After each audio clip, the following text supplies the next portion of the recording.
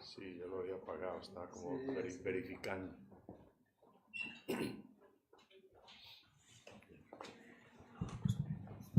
Muy buenas tardes. Recordamos que este encuentro se realiza para promover la poesía colombiana y acercar la figura del escritor y su creación a la comunidad universitaria. Agradecemos su asistencia a la presentación del poemario Hombre en Ruinas del escritor Pablo Montoya, quien ha transitado el cuento, la poesía, el ensayo y la novela. Nació en Barranca Bermeja en 1963 e hizo estudios de música en la Escuela Superior de Música de Tunja. Es licenciado en Filosofía y Letras de la Universidad Santo Tomás de Aquino de Bogotá. Obtuvo la maestría y el doctorado en Estudios Hispánicos y Latinoamericanos en la Universidad de París III. El libro que hoy se presenta surgió del viaje que realizó el autor a Roma en diciembre de 2009. Mientras realizaba el recorrido por las ruinas del antiguo imperio, surgieron las palabras que componen el poemario. De sus poemas han dicho que pueden leerse como microficciones. Su obra ha recibido varios reconocimientos, entre los que destacan el primer premio del Concurso Nacional de Cuento Germán Vargas, obtenido en 1993, el Premio Internacional Rómulo Gallegos en 2015, y el año pasado el Premio de Narrativa José María Arguedas, y este año el Consejo Académico de la Universidad de Antioquia le otorgó la medalla Francisco José de Caldas a la excelencia universitaria, en la categoría Oro por su trayectoria investigativa y producción intelectual. La conversación será entre Pablo Montoya y Gustavo Adolfo Garcés, docente y abogado de la Universidad de Antioquia. Él ha coordinado talleres en la Casa de Poesía José Asunción Silva y otras instituciones y es autor del poemario El Muro Blanco, recientemente presentado en la biblioteca. Sean todos bienvenidos y una feliz tarde.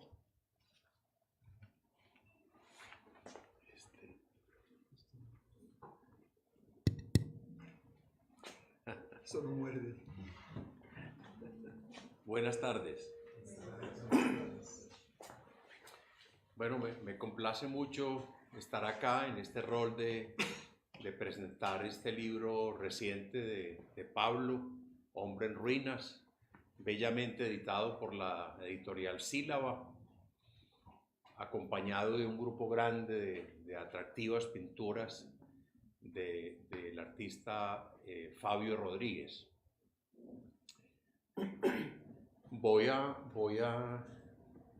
No te veo con el libro por ahí, pero supongo que lo tenés ahí, ¿no? Ahí cerca. No, yo lo traje, pero está afuera. Ahí lo tenemos, sí.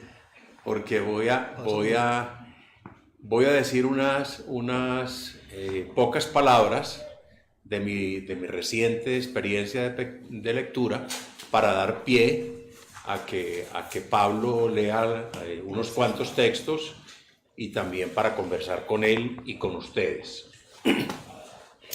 En la contracarátula de este libro, Pablo escribe que el libro versa sobre una serie de viajes a distintos países: Italia, España, México, Egipto, Francia, pero específicamente a un tipo muy singular de lugares: castillos, templos, pirámides, cementerios,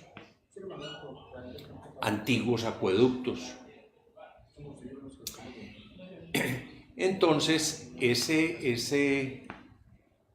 así como lo dice pues en esa nota, sobre ese asunto se van construyendo los poemas en prosa de este libro.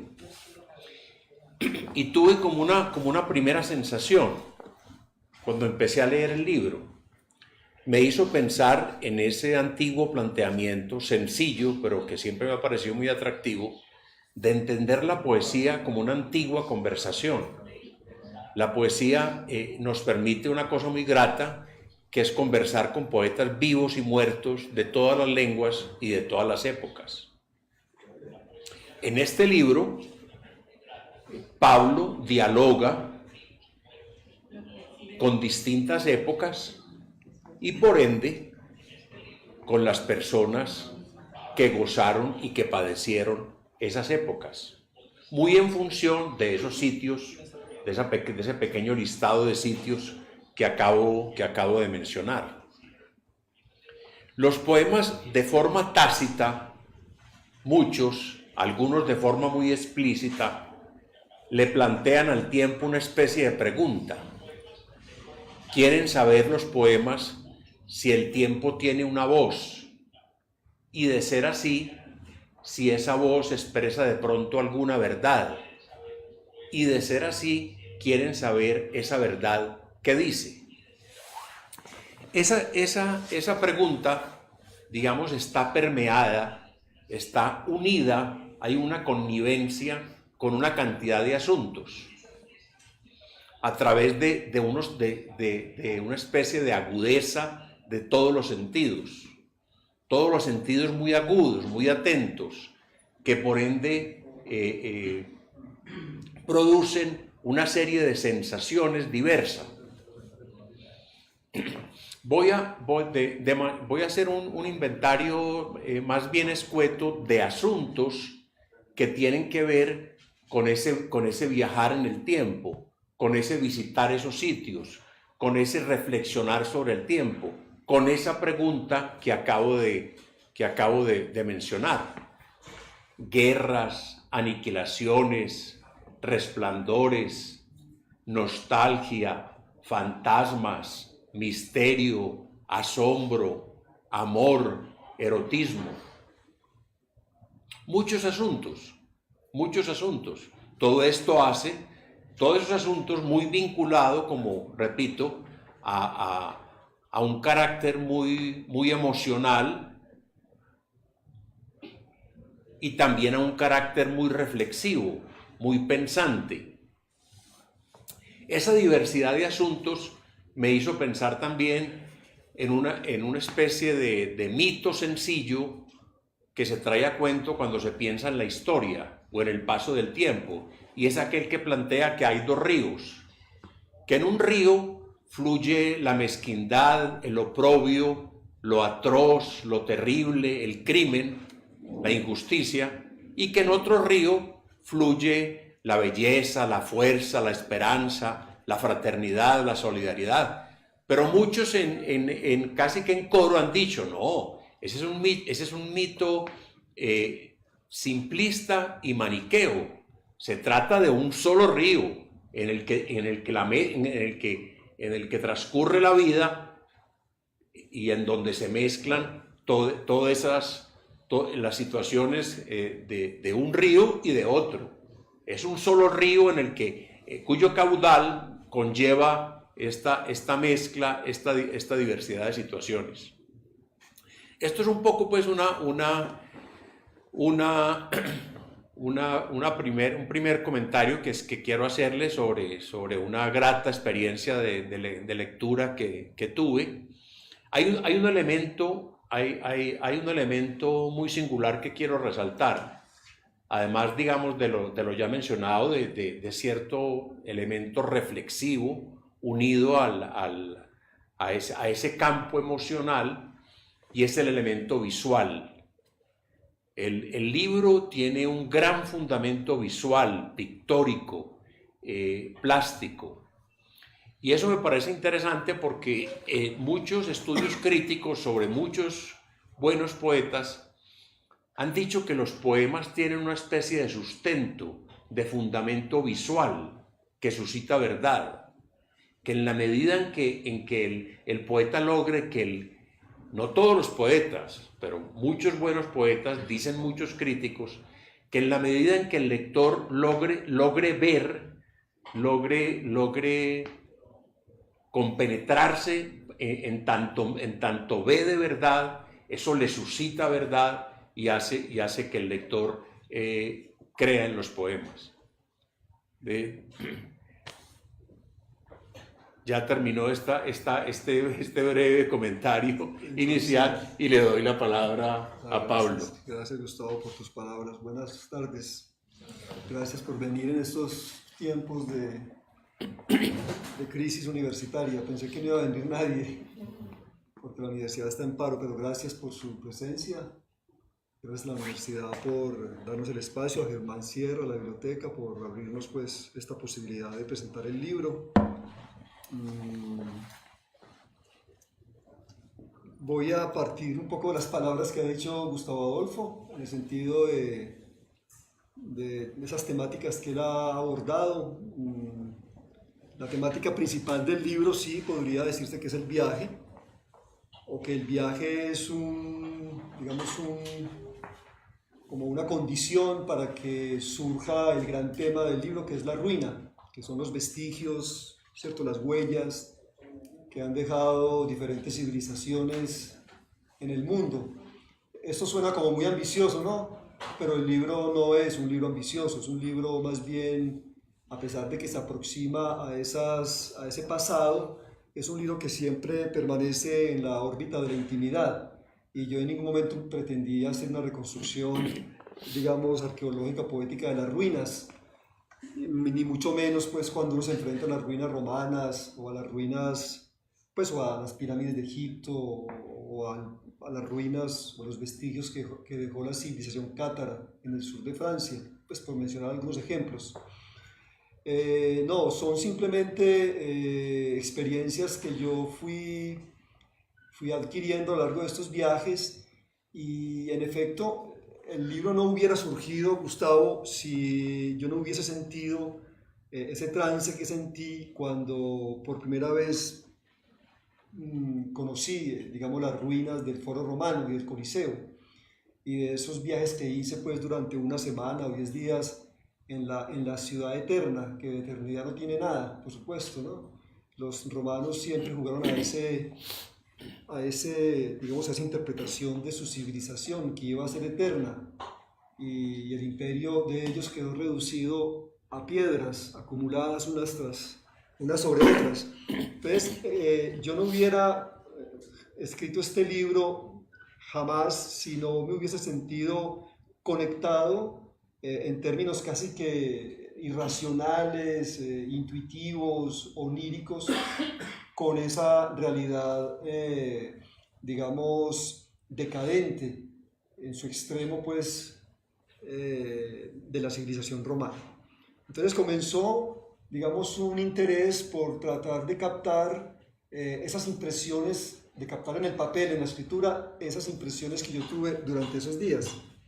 Esas impresiones fueron muy sencillas en apariencia, fueron voces que yo sentía, imágenes que yo veía, sueños. Es como si se me hubiese despertado de alguna manera, como si se hubiese abierto una puerta de eso que nosotros llamamos inconsciente colectivo, que no es más que una memoria que uno tiene del pasado ahí metida en su ADN o en su mente. Entonces, como para enfrentar esa experiencia tan fuerte, yo lo que hice fue tratar de escribir, primero como unos bocetos, tales impresiones. Y se fue estructurando ese primer poema que se llama Hombre en Ruinas, que es el que le da el título al libro, que es el poema más largo, y yo creo que es el mejor poema del libro. Es el que intenta abordar esa problemática de lo que significa para nosotros, o de lo que podría significar la ruina. Evidentemente, cuando yo me aproximé a la ruina y a esas ruinas romanas, es verdad que surgieron esos dos temas que tú planteas, Gustavo, el tema, o esos dos ríos que ese primer mito plantea. Por un lado, los matices sombríos, los matices destructivos, aniquiladores, los matices fúnebres, o los matices de la destrucción o del tánatos, y por otro lado el otro fluido, el otro cauce, que es el cauce de la vida, del amor, de la supervivencia. Entonces, digamos que esos dos temas están imbricados completamente en Hombre en Ruinas. Yo en principio quise, después de ese viaje, o durante ese viaje a Italia, yo quise escribir un libro dedicado a Italia, como una especie de crónicas, pero inicialmente o de entrada, digamos, el tema buscó la expresión poética, y fui eliminando la posibilidad de escribir crónicas o ensayos. Recuerdo que había querido escribir sobre Dante, sobre Tiziano, porque hice un viaje por varias ciudades de Italia, y quería como articular estos textos a esas personas o a esos personajes italianos que para mí han sido importantes. Inclusive había un deseo de escribir sobre Italo Calvino, por ejemplo, pero poco a poco se fue imponiendo el tema de la ruina. Entonces hice otros viajes que fueron como postergando el libro, ¿no? Como me decía el tema que había que esperar, entonces surgió el viaje a Francia bueno, yo viví en Francia mucho tiempo, pero ya empecé como a hacer esos últimos viajes en función de ese tema, muchas veces los escritores viajamos porque estamos impulsados por un tema literario, y en este caso pues yo estaba como con la inquietud de escribir sobre otras ruinas o sobre otros vestigios, porque muchos de esos poemas no tratan en rigor sobre ruinas. Por ejemplo, hay un poema dedicado a la Catedral de Amiens, hay un poema dedicado a la Santa Capilla de París, que no son ruinas, son museos, digámoslo así, o son lugares pues, que todavía son visitados por las personas y tienen una función social importante. Entonces, poco a poco fui articulando esos poemas. Hubo un viaje, sí, que me clarificó mucho el libro, que fue el viaje a los lugares de la resistencia cátara en el sur de Francia. Allí cuando visité Carcassonne, Albi, Montségur, todos esos lugares que son emblemáticos de la resistencia cátara, que ustedes saben que fueron exterminados por los francos católicos y apoyados por el Papa en una cruzada que se llama los albigenses.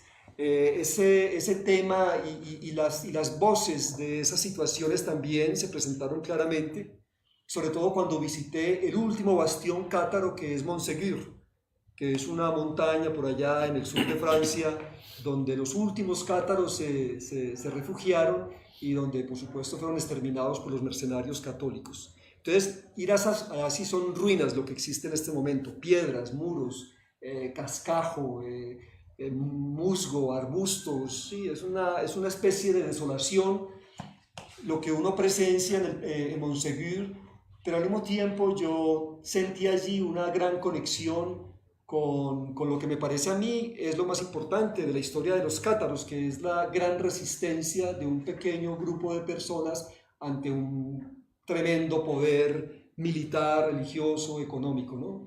Entonces escribí el poema, pues el largo poema también del país cátaro, y así poco a poco se fueron articulando los textos hasta que finalmente estuve en México, visité el Templo Mayor y allí también se produjo otra vez estas comunicaciones con las piedras, con el polvo, con lo ya pasado, y el libro ya decidí pues que tenía un final. Siempre estaba pensando en publicarlo, en el 2015 lo iba a publicar, pero entonces apareció el premio y aparecieron los otros libros y siempre estaba postergándolo, ¿no? Pero era porque habían otros libros que se estaban reeditando, hasta que este año decidí pues que era el momento de sacarlo. Entonces, ¿qué más podríamos decir al respecto, Gustavo?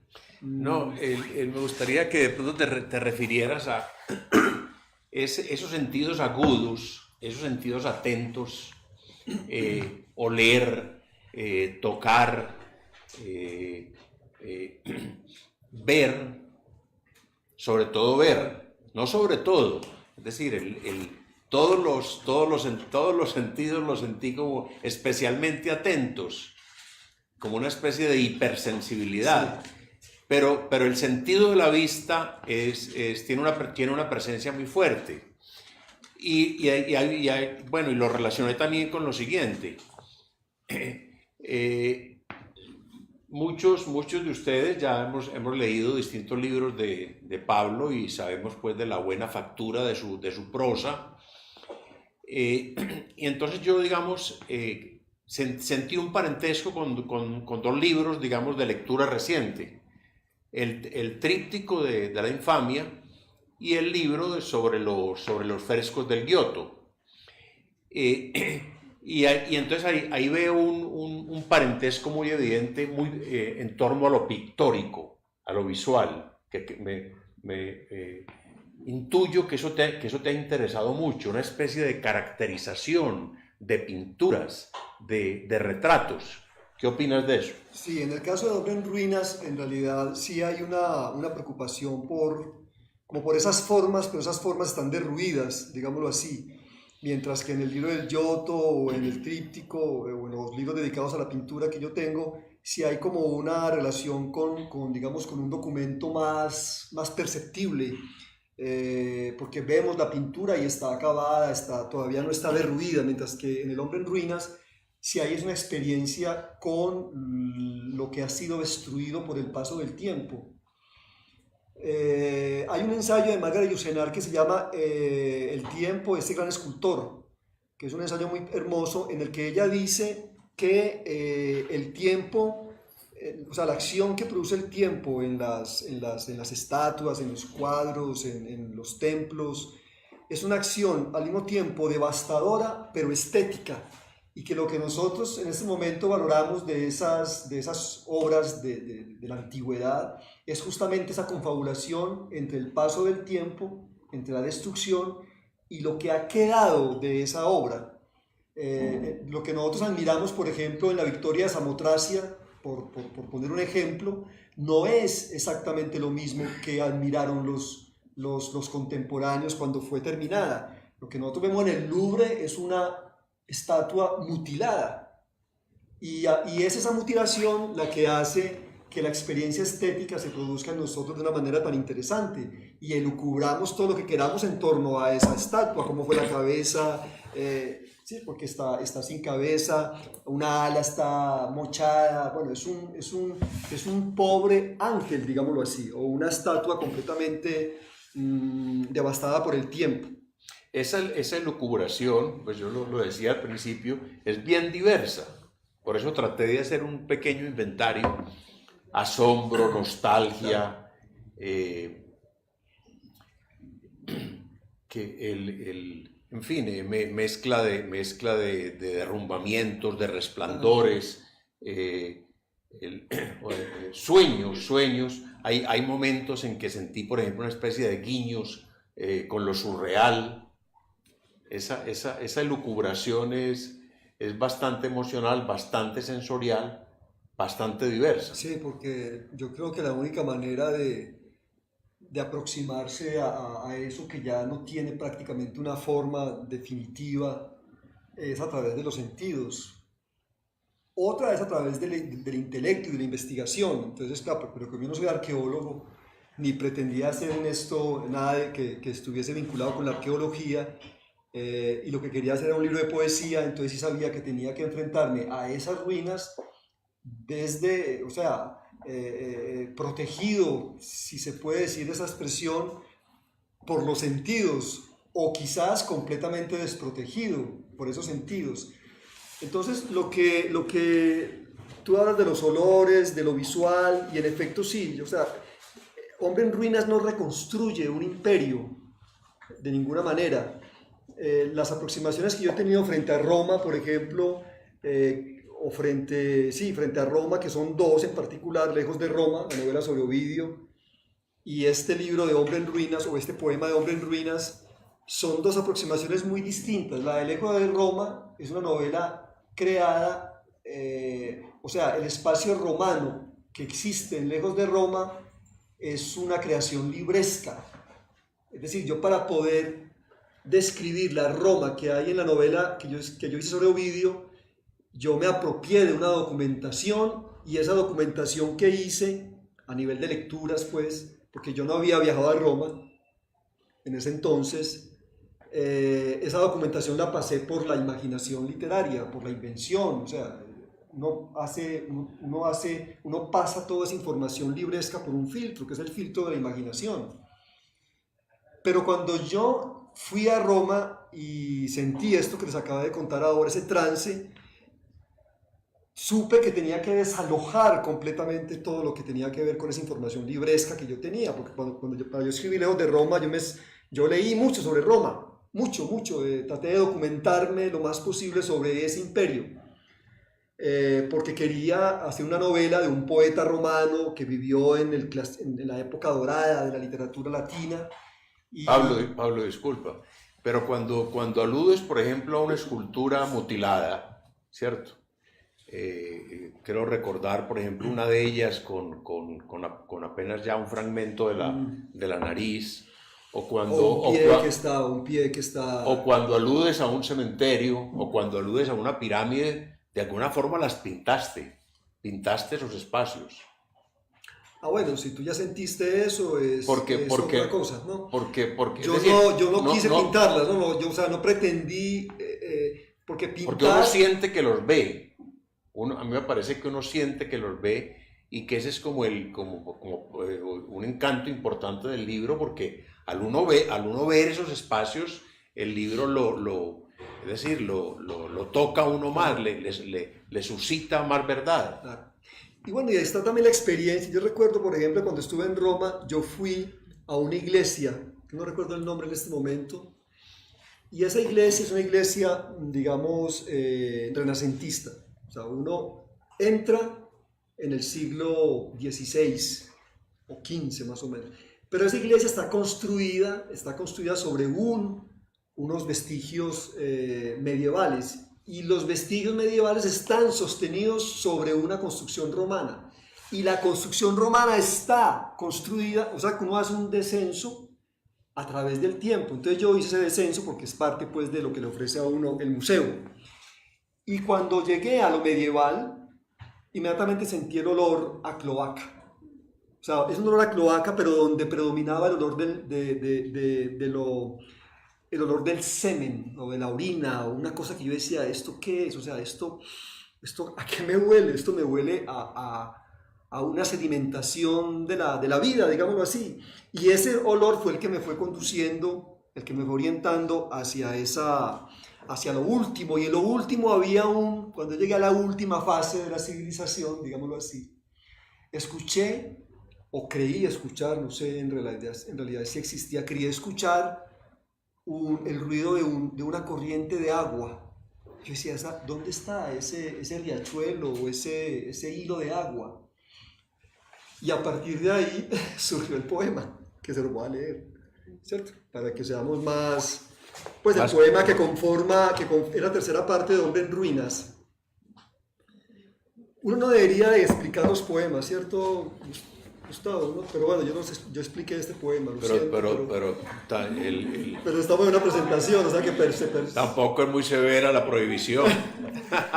Entonces dice así: es el momento de los olores. A cada paso que doy, los siglos van desvaneciéndose. Soy el lugar de todas las exhumaciones. La remembranza se borra con la humedad. Los hombres han sido deglutidos más por su muerte que por el ciclo de los cataclismos de la tierra. No hay convicción en ninguna geografía, ni reconocimiento en tacto alguno. Las manos dejaron de ser el punto del encuentro, las bocas enmudecieron, solo un olvido cuyo rasgo es el polvo en los hondos hoyos de la noche. Tampoco hay vestigios del rezo. La queja es un espejismo que la oscuridad vacila en prodigarme. Pero a lo largo de los niveles subterráneos me aferro al amor, única antorcha que puede conducirme, porque hay algo de semen en la atmósfera, un aroma ácido y dulce que habla del detrito. En el descenso un ámbito de cloaca se impone, como si más allá de la muerte, por encima del sonido, hubiese espacio solo para el lamento de la corrupción. Unos peldaños más abajo y encuentro el agua, el murmurio de una quebrada parecido a una cantilena, tan antigua como las generaciones que un día la escucharon. Su cauce tiene, sin embargo, el rostro de la esperanza. En algún lado busca despojarse de su contenido.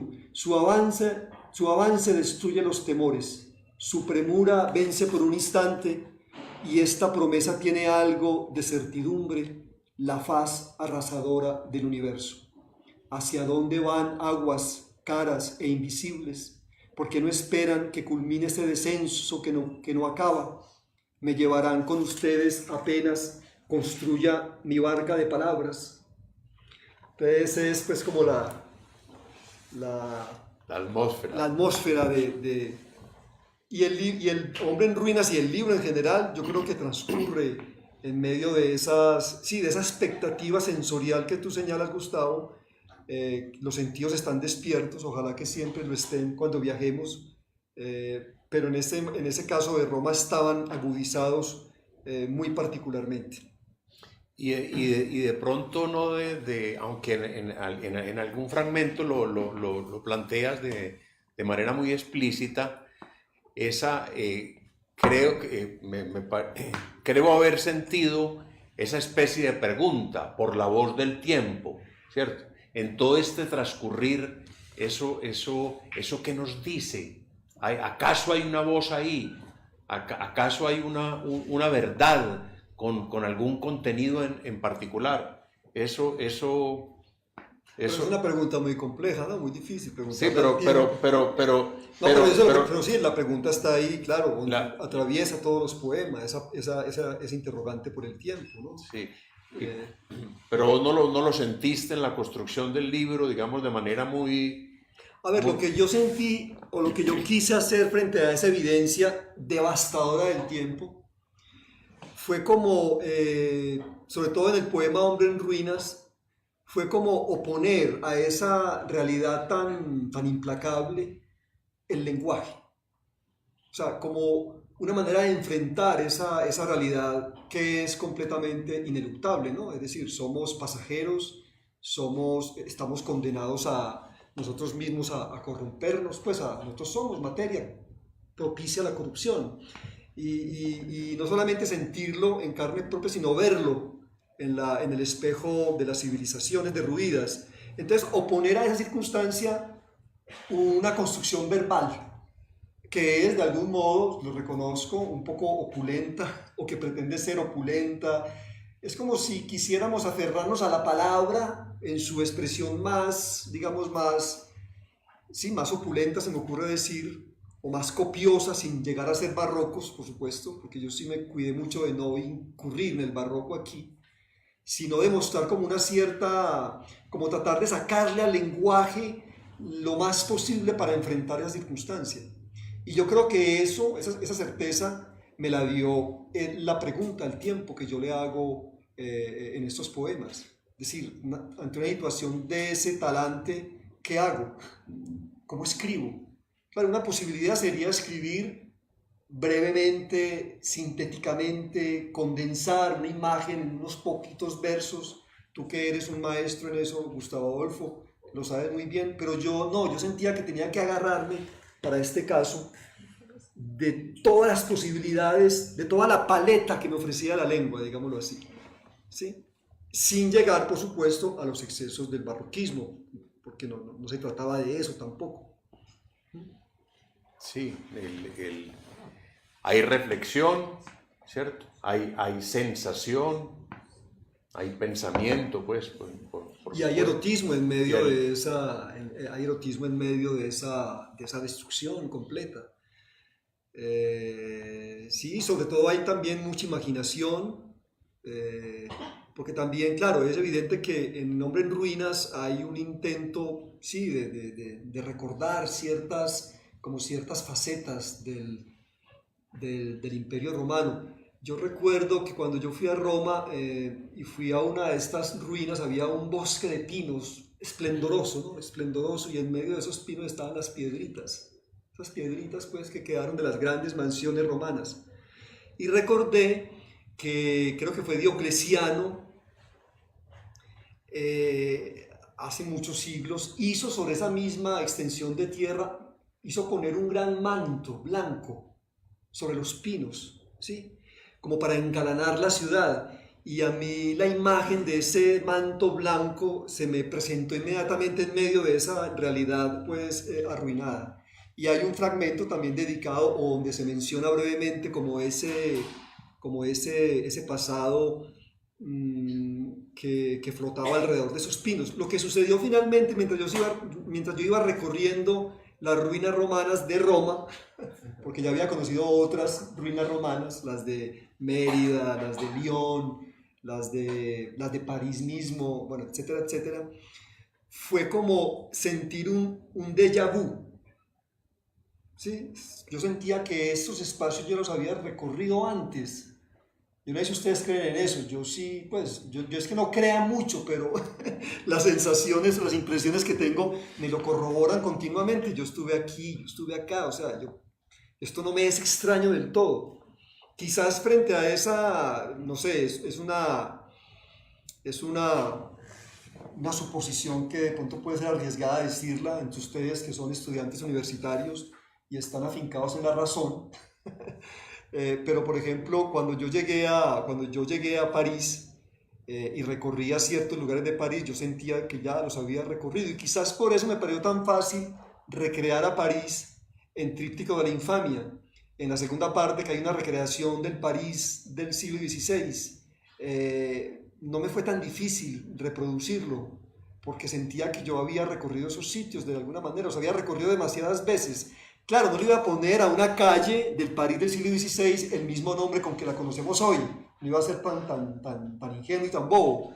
Entonces tenía que documentarme cómo se llamaba esa calle, o si esa calle guardaba el nombre en el siglo XVI. Pues esas minucias, digámoslo así, son las que tiene que trabajar un escritor para poder construir un mundo pasado y convencer al lector. Pero además de esa lectura informativa, investigativa que yo hago para escribir ciertos libros, pero que no hice para escribir este, no hice casi lecturas de ese tipo, o no las hice para escribir, las tenía ya de alguna manera involucradas en mi proceso creativo. Además de esa labor investigativa, creo que es fundamental o ha sido fundamental para mí ese impacto con lo ya visto, con lo ya vivido, la certeza de que uno es más viejo de lo que uno cree. Traes a cuento sueños, aparecen fantasmas. Porque tú sabes que en los sueños somos inmortales, ¿no? En los sueños somos, pues imagínate, somos milenarios en los sueños, pues en los sueños sí es evidente que ahí entramos en otra órbita. Sí, muchos hoy me pidieron, en la Biblioteca Pública Piloto, están haciendo un programa muy simpático, y es que recogen como el archivo sonoro de Manuel Mejía Vallejo.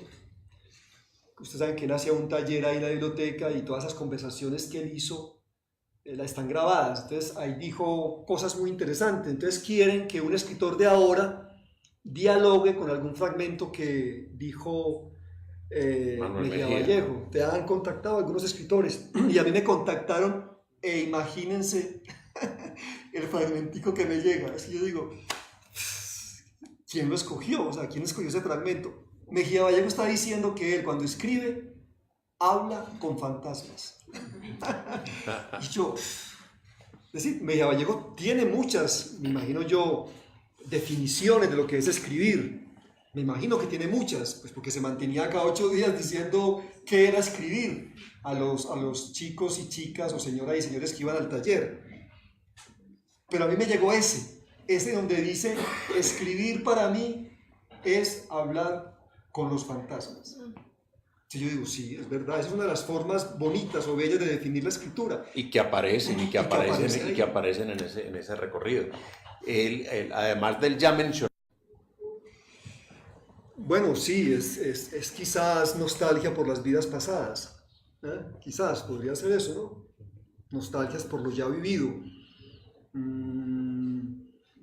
Porque yo pienso que nostalgia por el imperio romano, un imperio tan atroz, tan guerrero. O sea, bueno, yo tengo mis valoraciones sobre Roma, por supuesto, pero sí sé que fue un imperio guerrero, y que sobre la guerra se construyó digamos, la parte noble de la civilización, la poesía, el erotismo pictórico, la historia, el código civil.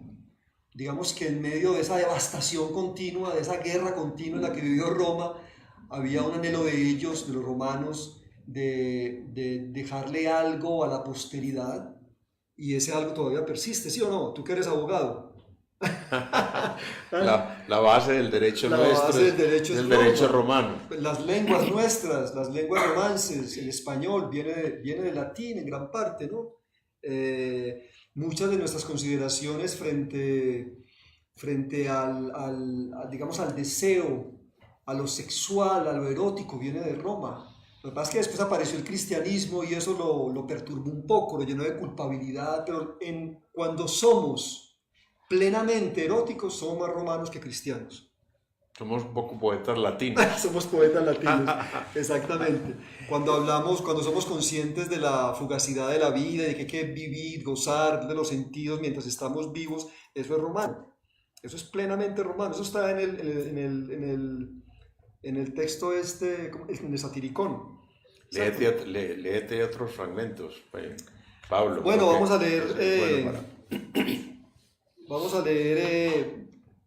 Bueno, pasemos al país cátaro. O nos quedamos en Roma.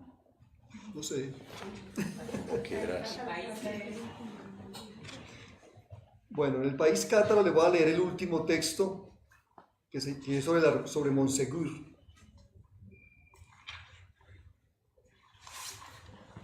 País cátaro, que está conformado por ocho fragmentos, digamos, dedicados a diferentes partes del país cátaro. El primero está dedicado a Carcasona, pues el primero, el segundo, sí, casi todos están dedicados al paseo por la citadela de Carcasona. Luego viene un texto dedicado a la ciudad de Albi, y luego hay un texto dedicado a la ciudad de Béziers, y luego a Monsegur. Entonces les voy a leer el de Monsegur, que es donde finaliza el viaje. Volver a las piedras de Monsegur y mirar las montañas nevadas, el hielo deshaciéndose en las faldas cubiertas por el verdor de la primavera. Un beso en las mejillas es el aire y el cielo está radiante como si hubiera sido modelado por una mano bondadosa. Volver a las piedras de Monsegur, amontonadas o dispersas en sus muros carcomidos. Abajo las fisuras sembradas de árboles secos, los mercenarios que esperan alcanzar la victoria. Y en las brisas las rústicas palabras de Occitania, las conversaciones en las noches más frías, la dualidad del cosmos, Dios y el alma y el mal y la carne, la sucesión de las reencarnaciones en medio de una tierra que es engaño y castigo, y también rampa aún más allá liberador. Volver a las piedras en Monsegur y sentir ante su roce que todo es una continua preparación para la muerte. Los gritos de alarma se han desparramado ya por las moradas. Solo unos días hay para jurar de la herejía o entregarse a la hoguera. Ellas están levantadas y esperan que la decisión se tome. Una larga resistencia llega a su fin y no hay dignidad más grande ni consuelo más vasto que no claudicar. Arrebata la idea de morir en estas alturas, llenarse el cuerpo del viento que sacude al mundo, lanzarse al abismo del tiempo y flotar en él como un ardiente puñado de cenizas. Bueno, yo creo que es el momento de que ustedes se animen a plantearle a Pablo alguna pregunta, alguna inquietud.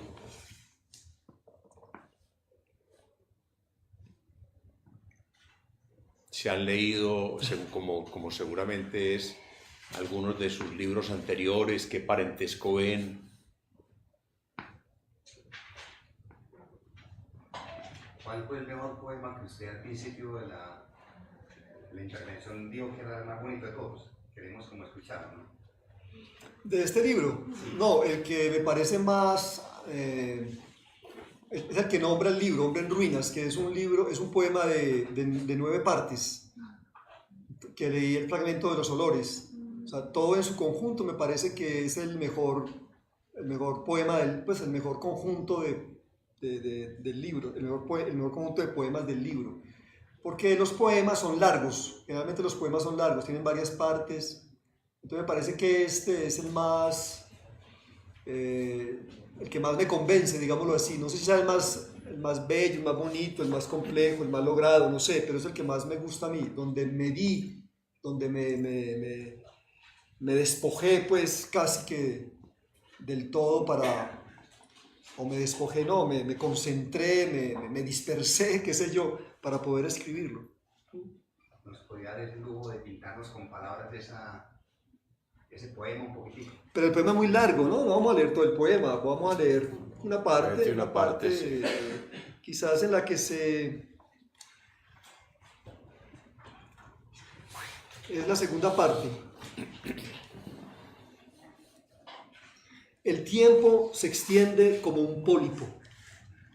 Sus tentáculos buscan todas las direcciones. A cada estremecimiento hay una inmersión en los campos constelados.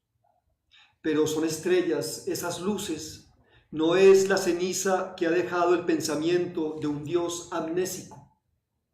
Una humedad plena de secretos boreales, la lluvia que pareciera no acabar jamás y solo es dulce cuando toca los retoños de las hojas. Todavía no hay confusión en los mensajes bajo la espesura de los helechos. El sol es inexorable en sus asomos y en sus ocultaciones, y el viento dibuja sobre su eje periodicidades que solo él murmura. Entonces una voz se establece. Escucha, dice. Cierra los ojos y escucha. Mi cuerpo es un caudal de resonancias remotas. No sé si aún soy de carne y hueso, si apenas soy potencia de lo que tal vez no sea nunca, o que esta conciencia mía sea el relieve de un tramo erosionado desde siempre. Una galería sin paredes, no hay basamento ni tejados. De algún sitio brotan los sonidos, arena que rasga cuencos de barro y madera. Ni siquiera es un paso lo que se perfila en mis oídos, solo huellas desfiguradas en la saturación de los nichos. Pero es el agua la que clarifica mis contornos, un surco que se inunda y señala a quienes me nombran. Gritos y exclamaciones, rezos y aullidos. Los otros cuerpos que fui asumen sus contornos. ¿Cómo son? Pregunto. De la bruma se desprenden los fulgores y esa voz de oráculo continúa enrumbándome mi hallazgo. Primero escucha, que después aparecerán las formas, dice.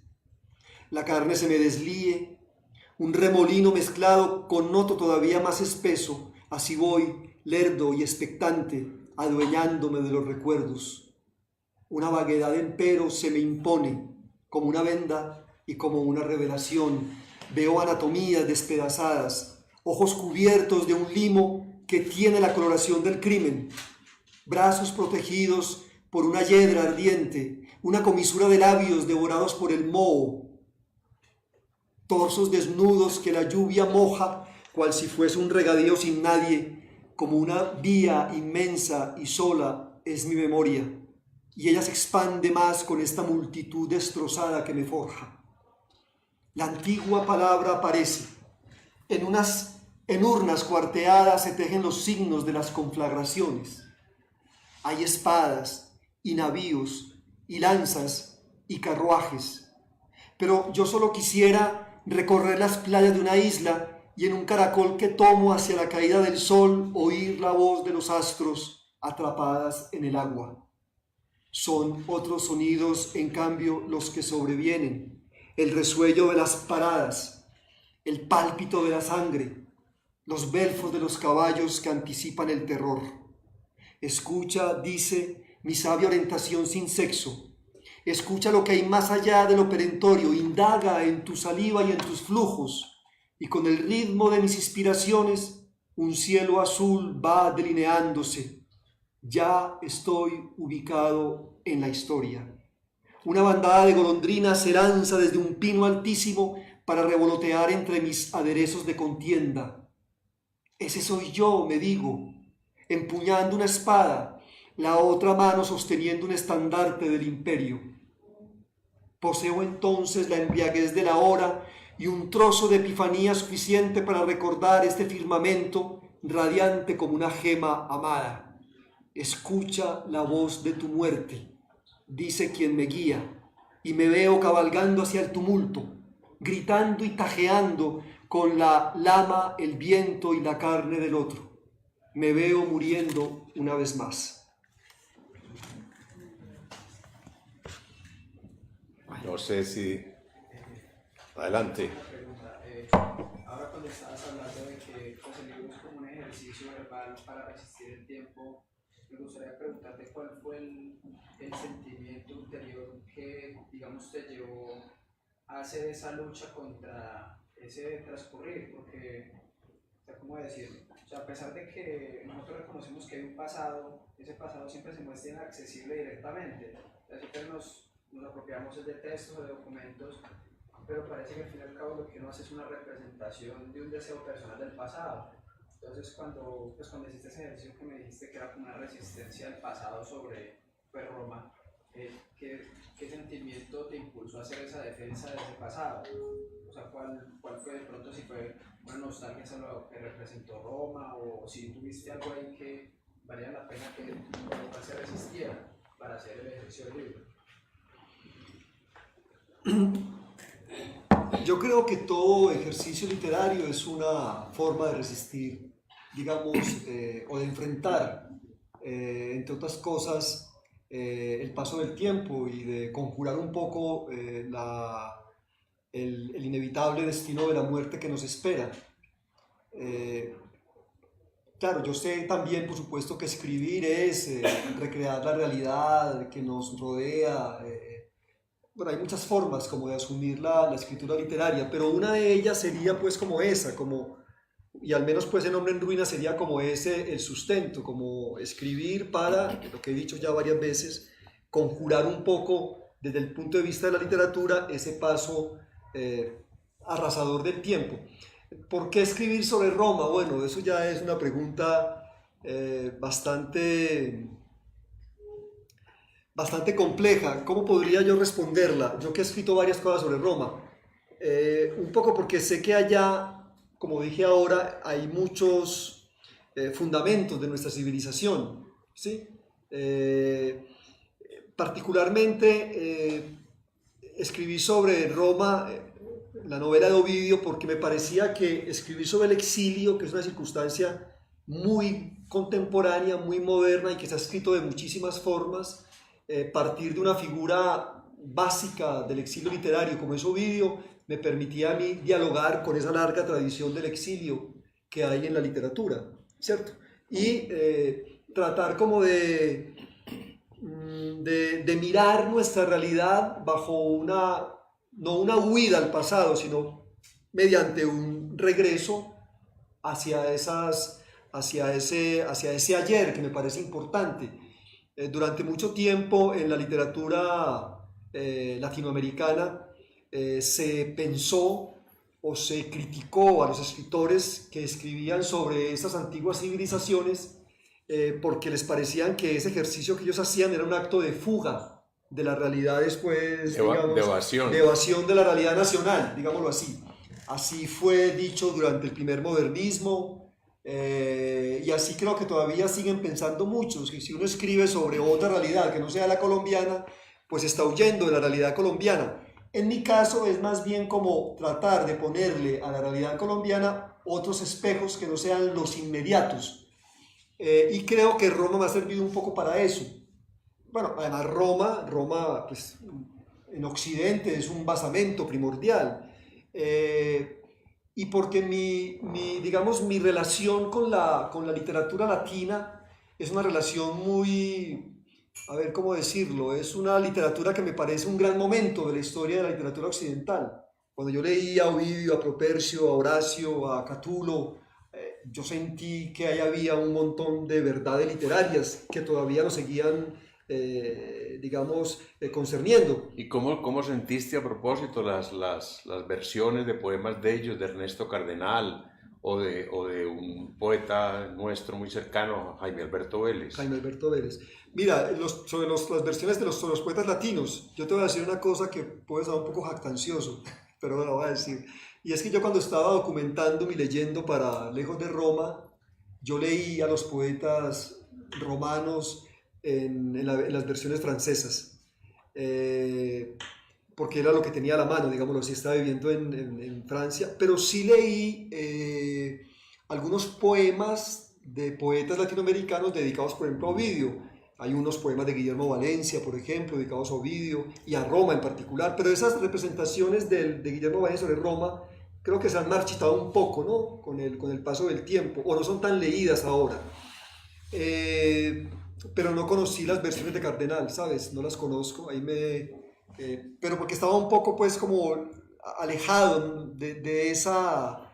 en las bibliotecas francesas no podía encontrar fácilmente a Jaime Alberto Vélez o a Cardenal. Entonces leí, fue como versiones francesas, y gran parte de la documentación que hice para escribir Lejos de Roma la hice en realidad basada en los especialistas franceses en Roma, porque estaba allá viviendo, ¿no? La novela me empecé a documentar allá en Francia, pero la escribí aquí en Colombia. Y la realidad del exilio, en realidad, es la realidad del exilio que me otorga mi condición de colombiano, ¿sí? Y la emparento un poco con, o la relación